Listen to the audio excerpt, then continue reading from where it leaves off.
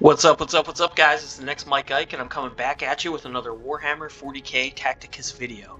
In today's video, we are going to continue our series where we take a look at a faction and basically review it, break down the characters.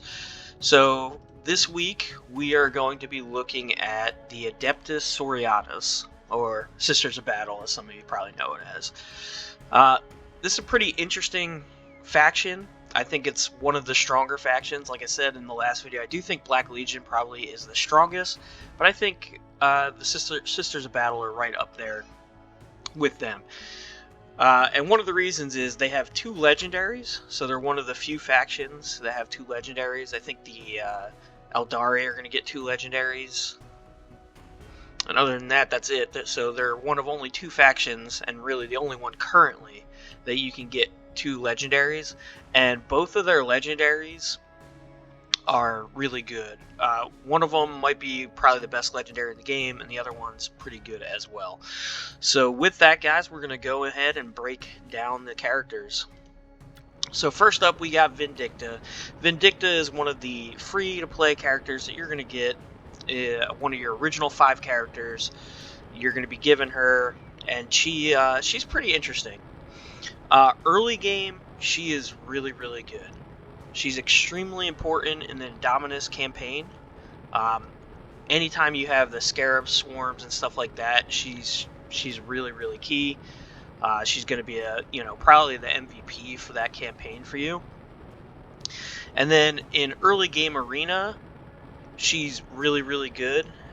She does fall off later because her damage just doesn't do quite enough once you start to get into the mid-level play, but early on she's going to be really important for your regular arena, and she still sees a lot of use in live arena, and she's pretty decent in live arena.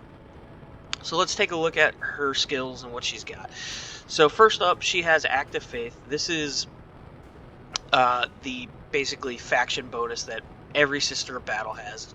What it says is this unit gets plus 10% crit chance and increases their crit damage by 25% each time a friendly Imperial unit dies or kills an enemy unit. Once this unit or a friendly unit with Active Faith crits, this bonus resets.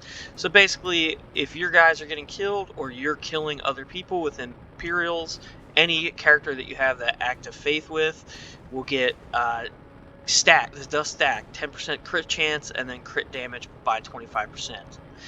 So pretty nice bonus. One of the things that's kind of weird with it though is that I actually think it's better to only have one character. This is more for arena, but have one character with Active Faith, maybe 2 max. And the reason is because if you don't, it's going to be really hard to tell where that crit is going to come from. Whereas if you only have one character out there and you're killing Imperials, or you're killing with your other Imperial characters, you know, okay, this character now has a really high chance to crit. Because it resets whenever one of these Active Fates activates. So if one character activates it, then it resets for everybody. So it's kind of interesting. It's almost like they work better if they're not with each other. Okay, so moving along, she has heavy weapon. So basically, if she doesn't move, she gets plus 25 damage. This is really strange on her. It occasionally comes up, but most of the time it doesn't come up because she kind of needs to move to get into position. She doesn't have range 3 like some of the other heavy weapon characters have. So it's harder for her to take advantage of this. When it does happen, it's nice, but it is kind of hard for her to take advantage of it. Alright, so looking at her attacks down here, she's got a 1-hit physical attack, not great. 4-hit flame damage. Now, flame damage isn't super great. It only has 25% pierce ratio. But it is 4 hits, which is good and bad, right? Against heavy armor targets, she's going to struggle, but against lower armor targets, she's going to do a lot of damage to them. And then obviously anything like scarabs, like I mentioned in the campaign, the multi-hits are really nice. But really what makes her tick is her 2 abilities. So first up, we got her active ability, which basically you deal 4 hits to a target within 2 hexes, and then you can make that attack again. Now, it does say, and then it's able to immediately attack again. One of the nice things about this is if you haven't moved yet, you can attack, then move, and then attack, which is pretty nice. And as you can see, mine right now is only leveled up to 15. She does 65 damage base. So 65 damage on 4 hits, and this skill's only at 11, and it's doing more damage per hit right now. So basically, if you can keep this level close to what her level is, this will actually do at least as much damage as a regular hit, if not more. This is the passive is what really makes her shine, though.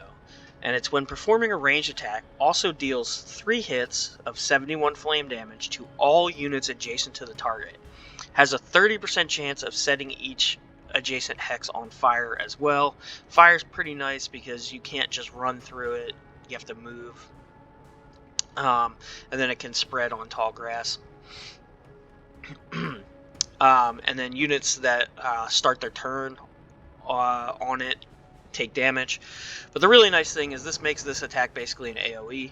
She can hit, and it'll hit everything that's adjacent to it.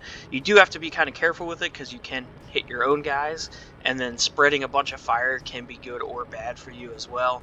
So she is a little tricky to play around, but you do get her early, and so you'll have time to practice with her.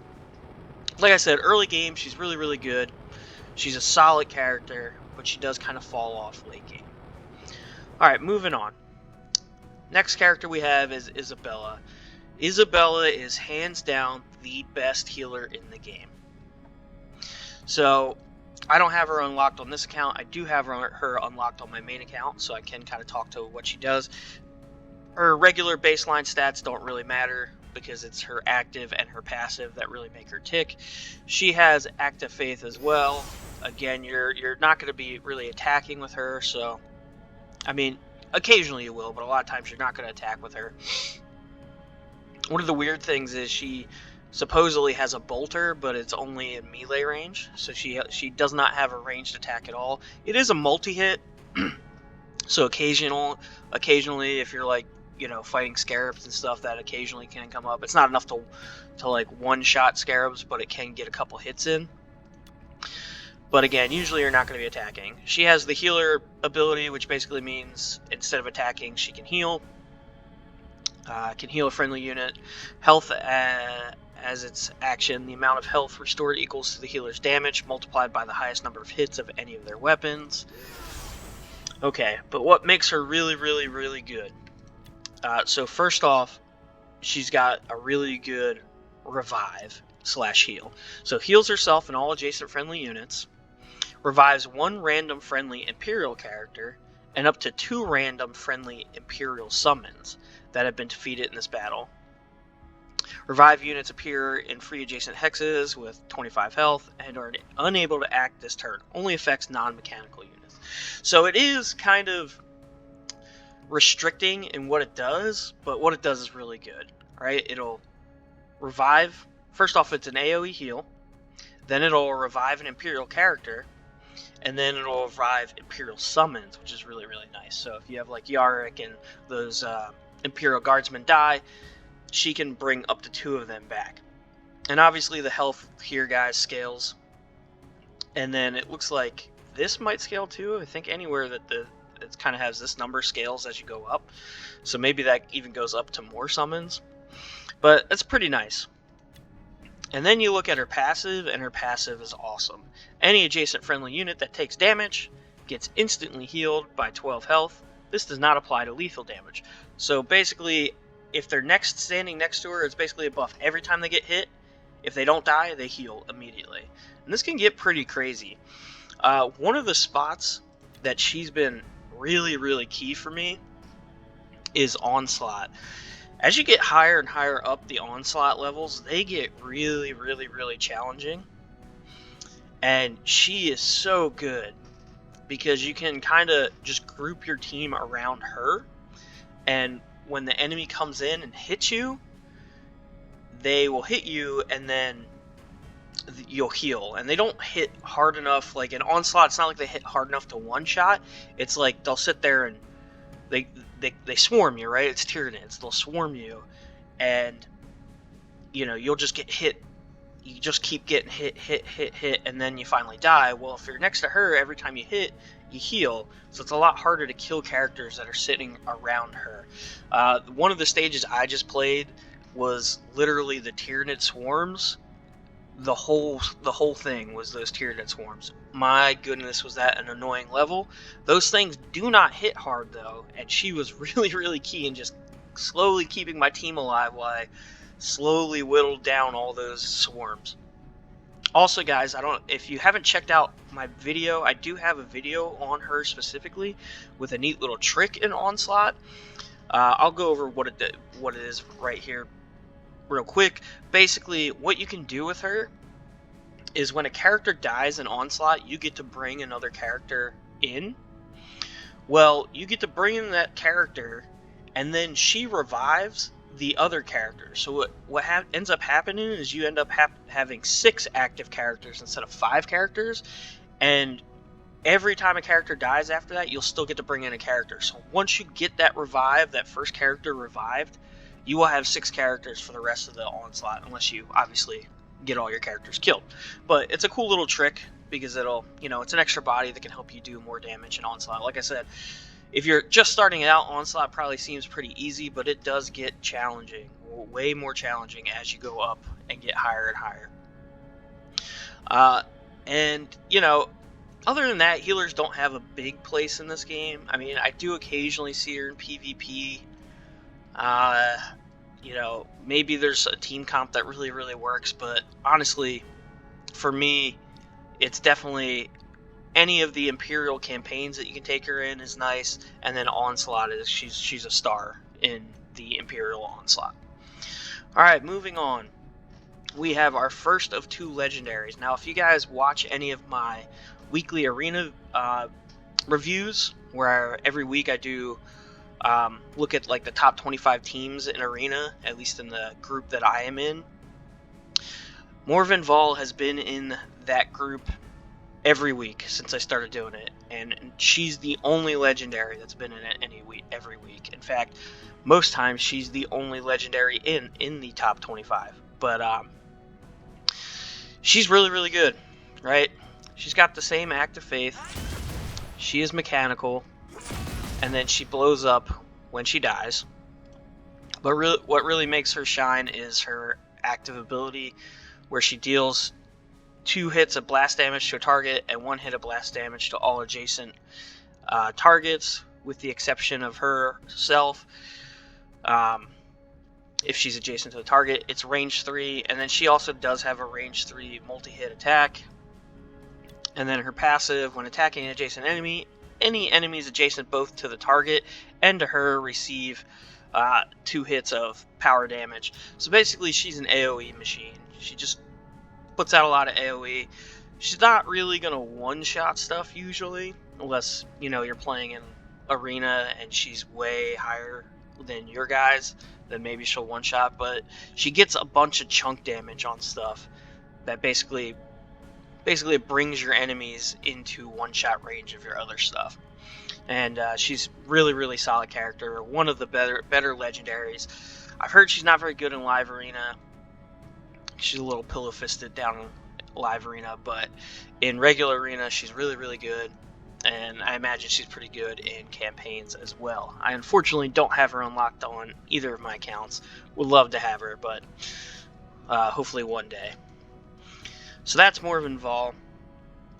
Moving on, next is Roswitha. This was one of the characters that you basically got for free if you played early on. If you're new to the game, you missed out.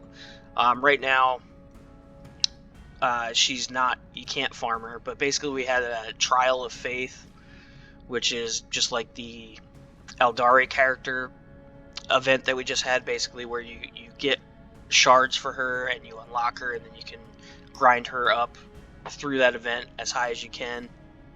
And it was a pretty nice event. I got in on this particular account towards the end of that, so unfortunately mine's only at uncommon 3 stars, but on my main I got her to epic level 1 star. a lot of people have her at a pretty high level, and she does get used quite a bit. Main use for her really is she's a hard counter to Archimedes, who's the best character in PvP right now. She doesn't have anything special with Act of Faith, but what makes her special really is her passive. She deals extra damage to Psychers, so enemy Psychers she does extra damage to. And her Act is pretty nice. It deals 2 damage, 2 hits of flame damage to target within 2 hexes and sets the hex on fire. Deals 4 damage versus demons, and then all demons within 2 hexes of the target take extra damage for that round. Really, really nice against demons. I imagine she will get more and more playable as factions get added. You know, who knows if they're ever going to do demon factions, but there is demons in the game. Volk for the Black Legion is a demon character. And then also Archimedes summons the Bloodletters, and then Corodius summons the Poxwalkers. Those are all demons. So she does extra damage to those. And she does splash damage to them as well, which is pretty nice. So her main stick, though, is really being a counter to Archimedes, because she deals with the demons he summons, and she does extra damage to him since he's a Psyker. But she'll always be solid as a counter Psyker character.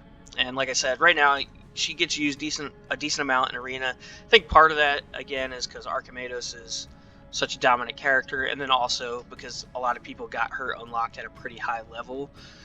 So she's one of the characters that a lot of people probably had as their highest level character early in the game. Real quick, just look at her other stats. She has 3 hits on a chain attack, only 20 pierce, not great. And then she has a range 2 bolter with 2 hits, so nothing special there. The special, you know, the thing that makes her really good is this. She also does seem to be pretty tanky in Arena, I will say that. It seems as she gets higher and higher level. I usually leave her when I'm playing against her to kill last, because I'm usually not threatened by her. She doesn't hit really that hard unless she's hitting a Psyker. So usually I just kind of leave her for last, but when you do go to kill her, she usually does take multiple characters to kill her. She is pretty tanky. Alright, and coming up on the last character, certainly one of the best characters in the game. I really, really want to get her unlocked. Celestine, and she's just really, really good.